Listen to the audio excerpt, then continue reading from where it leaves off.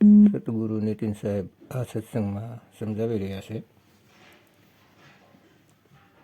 શબ્દ વિદેહ ભયો ઉજિયારા, તાહી પીસે ત્રિલોક પસારા. એટલે કે 3 લોક બન્યા પહેલાં આત્મા વિદેહ રૂપમાં હતી, આ દેહમાં નહોતી, જીવ રૂપમાં, ત્યારે વિદેહ રૂપમાં હતી. અને પછી આગળ બધો પસારો થયો. શબ્દ વિદેહ ભયો ઉજિયારા, તાહી પીસે ત્રિલોક પસારા. શબ્દ ही नाम लोक है भाई. તે નામ, તે શબ્દ જ જે 3 લોક બન્યા પહેલા હતા, તે આદિ નામ, તે જ લોક છે. જ્યારથી 3 લોક બન્યા તેની પહેલાં જે શબ્દ હતો, વિદેહ શબ્દ, તે જ 4થો લોક છે ભાઈ. તો આને સમજો. शब्द ही नाम लोक है भाई, ની અક્ષર में રહે સમાય. તે જ ની અક્ષરમાં સુરતી સમાયેલી હતી. આ 3 લોકનો પસારો કર્યા પહેલાં તે જ તેનો લોક હતો. શબ્દ જ સુરતી માટે લોક હતો. 3 લોકની પહેલાં સુરતી શબ્દમાં રહેતી હતી. સુરત સમાઈ શબ્દ મેં, વાકો કાલ ન ખાય. તે શબ્દથી સુરતી અલગ થઈ છે, એટલે 3 લોક બનાવીને તેમાં બેઠી છે. હવે તેની સમજમાં નથી આવતું કે 3 લોક રૂપી શરીરને છોડીને ક્યાં જાવું. એટલા માટે તે વારંવાર કર્મ અનુસાર ગર્ભમાં ભટકી રહી છે. જો તેને એવા ગુરુ મળી જાય જે તેને શબ્દ વિદેહનો લખાવ કરાવી દે, વિદેહનો, દેહનો નહીં, અને જે તમને એમ કહે કે પરમાત્મા દેહરૂપી છે, તો તે વિદેહને જાણતા જ નથી. સાહેબ કહે છે કે આદિ નામ પૈસાનો ભાઈ. આદિ નામ વિદેહ છે, વિદેહ, દેહ નથી. આદિ નામ है સત કબીરા. સત કબીરા વિદેહ છે. આને બરાબર સમજી લ્યો. શબ્દ શબ્દ સબ કોઈ કહે, વહ તો શબ્દ વિદેહ.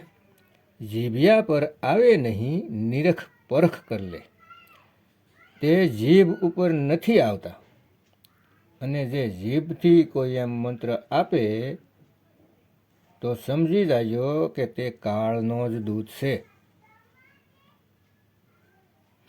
ની અક્ષર કા પરિચય હોઈ. પરિચય એટલે ઓળખ. તબ સતલોક પહસય હે સોઈ. અહીં સતલોક એટલે કોઈ ગામ કે વસ્તી નથી. આ ની અક્ષર શબ્દને માટે બોલે છે.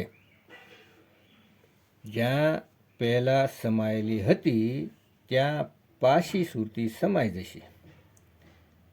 જ્યારે ની અક્ષરની ઓળખ થઈ જશે ત્યારે.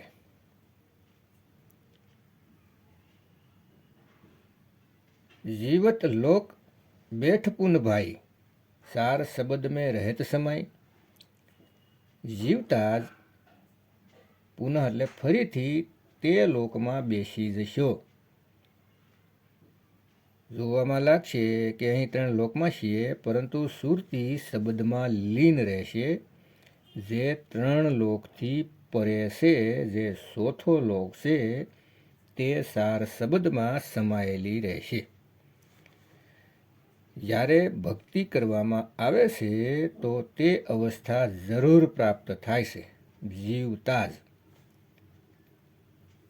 એ કાંઈ 1-2 દિવસમાં નથી મળી જતું. આમાં તો આખું જીવન લગાવવું પડે છે, ત્યારે મળે છે. ઓતપ્રોત થવું પડે છે.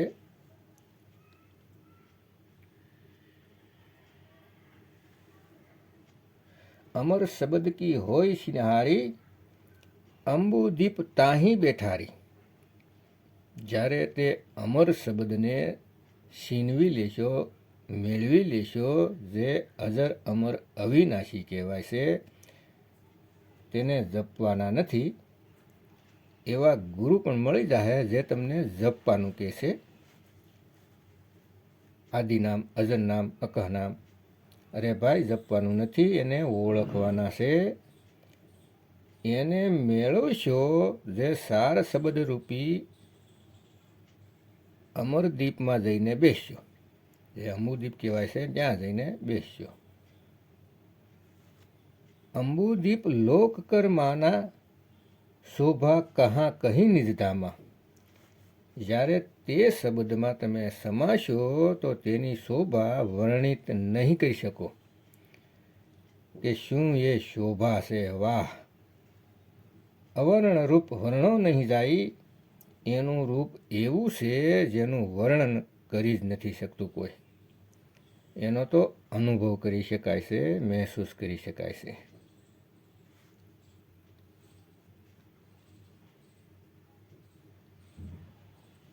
ધર્મદાસ રખિયો શીતલાઈ, ષોડશ બાણ હંસ કો રૂપા, પુરુષ હી મહિમા અમૃત અનુપા. અહીંયા જે સોહમબાનું આવે છે તો અહીંયા કેટલાક લોકો ભ્રમિત થઈ જાય છે, વાસી કે 16 સૂરજની રોશની થઈ જાય છે. તો આ બિલકુલ ગલત વિચારે છે. અહીં કોડ લાગેલો છે વાણીમાં. એને સમજવું બધાની ક્ષમતાની વાત નથી. ષોડશ ભાનુનો મતલબ છે 16 ગુણ, જેને 16 પુત્ર પણ કહે છે. તે આત્મરૂપના 16 ગુણ કહેલા છે. તેને તે ફરીથી પ્રાપ્ત કરી લે છે. ત્યાં પહોંચી જશે જ્યાં સૃષ્ટિ નથી. તે 16 ગુણ સંપન્ન હતા અને તેના પહેલાંની અવસ્થા જે છે તે ગુણાતીત અવસ્થા. ત્યારે મળશે જ્યારે તમે ભેદ મેળવશો. એક સમય એવો હતો જ્યારે 16 ગુણ પણ નહોતા, ત્યારે પણ સત્પુરુષ હતા. જેવા 16 પુત્ર પેદા થયા, 16 ગુણ પ્રગટ થયા, તેમાંથી તે જે તેજરૂપ ગુણ છે તે જ કાળ છે. બાકી તો બધાય સુંદર ગુણ છે. દયા, અચિંત્ય, સદભાવ, ક્ષમા, આ બધા ગુણ છે. પરંતુ અજ્ઞાની ગુરુઓએ તેને પુત્ર બનાવીને જે કહાની કબીર સાહેબે ધર્મદાસને સમજાવવા માટે કહેલી, તેને સત્ય માનીને પોતાના પંથ ચલાવી દીધા કે પરમાત્માના 16 પુત્ર હતા.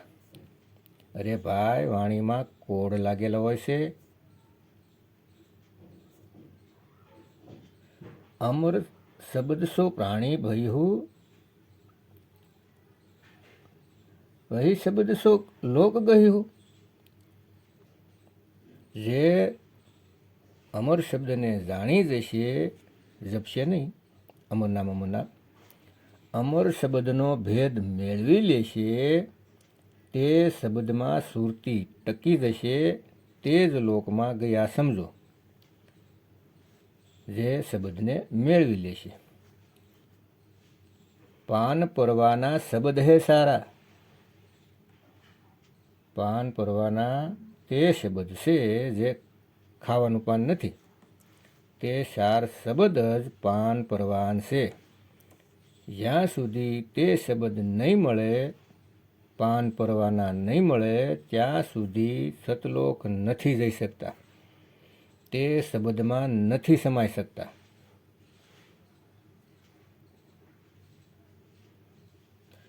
પહી મૂલ સે હંસ ઉબારા. આ જ તે મૂળ જ્ઞાન છે જેનાથી હંસનો ઉદ્ધાર થશે, ભવસાગરથી નીકળી જશે. અકહ નામ અક્ષર હે ભાઈ. અક્ષર એટલે જેનો ક્યારેય નાશ ન થાય. આત્માને અક્ષર કહેવાય છે। સોઈ ગુરુ પૂરા કહાવે, જો દો અક્ષર કા ભેદ બતાવે, એક છુડાવે એક લખાવે। અહીંયા તે અક્ષરની વાત કરે છે જેનો લખાવ કરવાનો છે। અકહનામ અક્ષર હે ભાઈ, તુમ ની અક્ષર રહો સમાય। તે આત્મા અક્ષરમાં નથી, તે ની અક્ષરમાં સમાઈને રહો। શ્રુતિને ઘુમાવીને તેમાં લગાવી દો। ની અક્ષર કો કરે નિવેરા, કહે કબીર સોઈ જન મેરા। જે ની અક્ષર આત્માનો નિવેડો કરી લેશે તે જ મારા હંસ છે। અને જેઓ અક્ષરોને જપી જપીને પોતાનું અનમોલ જીવન બરબાદ કરે છે તે કાગા છે, કૌવા છે। અરે જગત મેં બહુત સે કાગ હૈ, કોઈ કોઈ હંસ હમાર।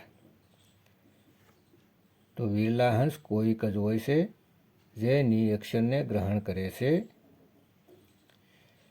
એવા પણ ગુરુ છે કહેશે ની અક્ષર, વાત કરશે ની અક્ષર અને કાનમાં ફૂંક મારી દેશે અને કહે કે આને બોલી નથી શકાતું અને લખી નથી શકાતું।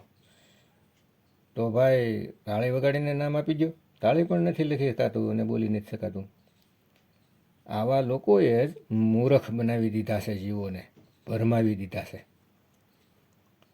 પણ હવે નહીં, વિવેક લગાવી દો, બુદ્ધિથી નિર્ણય કરી લ્યો સત્ય અસત્યનો, કે સત્સંગ સાંભળીને જેવી રીતે બેઠા બેઠા વિચાર આવ્યો કે શરાબ પીવા જાઓ, તો વિચાર આપ્યો મને, મન દ્વારા વિચાર આવે છે, તો મન પોતાનું કામ કરી દીધું। હવે આગળ બુદ્ધિ એનો અમલ કરશે। બુદ્ધિ ત્યાં વિવેક લગાવશે કે જાઓ કે ન જાઓ, સત્ય અસત્યનો નિર્ણય કરશે। જો બુદ્ધિ ના કહી દે તો કહાની અહીંયા ખતમ થઈ જશે। અને જો બુદ્ધિ કહેશે કે હા જાવું છે, તો આગળ ચિત્તનું કામ શરૂ। તેનું કામ છે એકાગ્રતાનું। તે નક્કી કરશે કે ક્યાં જાઓ, આ બાજુ જાઓ, પહેલી બાજુ જાઓ, કઈ ગલીમાં જાઓ। આ કામ ચિત્તનું છે। ચિત્ત જ ઘૂમે છે ત્રણ લોકમાં, ચિત્ત ગોતે છે દુકાન। હવે ચિત્તનું કામ અહીંયા પૂરું। ત્યાંથી આગળ આવે છે અહંકારનું કામ। ત્યાંથી અહંકાર શરૂ।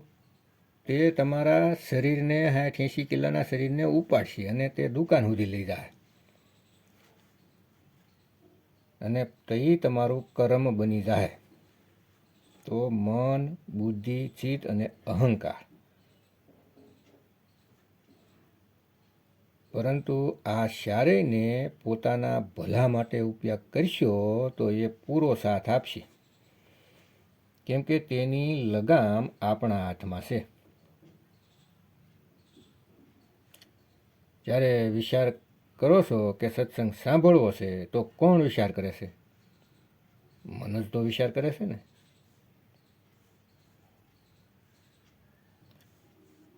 અને મન પાછું બીજો વિચાર કરે કે નહીં, કંઈક બીજું જો, અને આગળ બુદ્ધિ પાસે પહોંચે છે। તો બુદ્ધિ વિવેક લગાવશે અને નિર્ણય કરશે કે સત્સંગ સાંભળવો છે કે બીજું કંઈક સાંભળવું છે। અને તે ચિત્તમાં આપી છે। ચિત્ત દ્વારા સત્સંગને ગોતે છે યુટ્યુબમાં, અને આગળ અહંકાર આપણા હાથની આંગળી ત્યાં લગાવી દે છે, એટલે સત્સંગ શરૂ થાય છે। તો આ ચારેયને પોતાના વશમાં રાખવાના છે। 5 તત્વ, 3 ગુણ, મન માયા, 25 પ્રકૃતિ, 10 ઇન્દ્રિય, આને પોતાના કંટ્રોલમાં રાખશો તો કામ ઘણું સહેલું થઈ જાય। એટલે કહે છે કબીર કબીર ક્યા કરે, તું ખોજ આપન શરીર, 10 ઇન્દ્રિયા બસ મેં કર, તું આપ હી આપ કબીર। ગુરુ પાસેથી જ્ઞાન લઈને 10 ઇન્દ્રિયા વશમાં કરશો,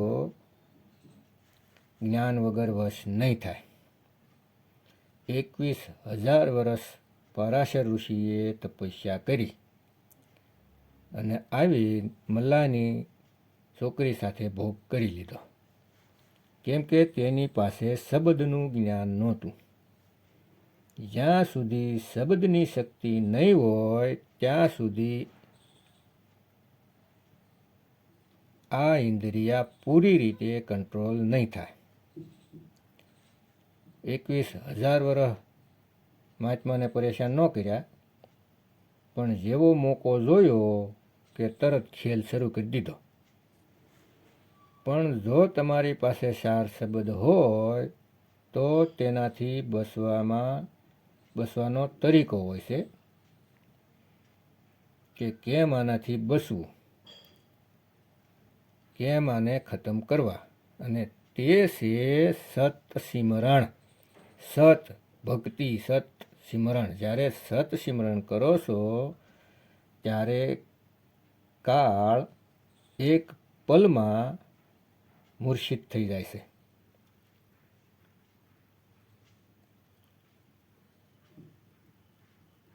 એક પલમાં. આને સમજવાનું છે ભક્તો.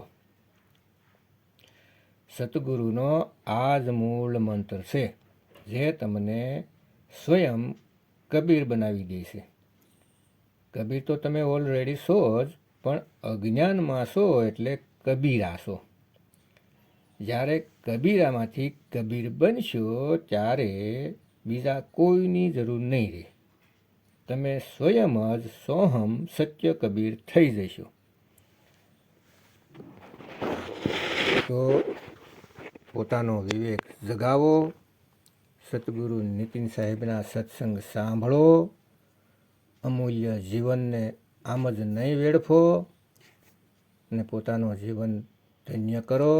જય ગુરુ નીતિન સાહેબ, જય ગુરુ વૈરાગ સાહેબ, જય ગુરુ મદન સાહેબ, જય જય મુક્તિના દાતા કબીર સાહેબની જય.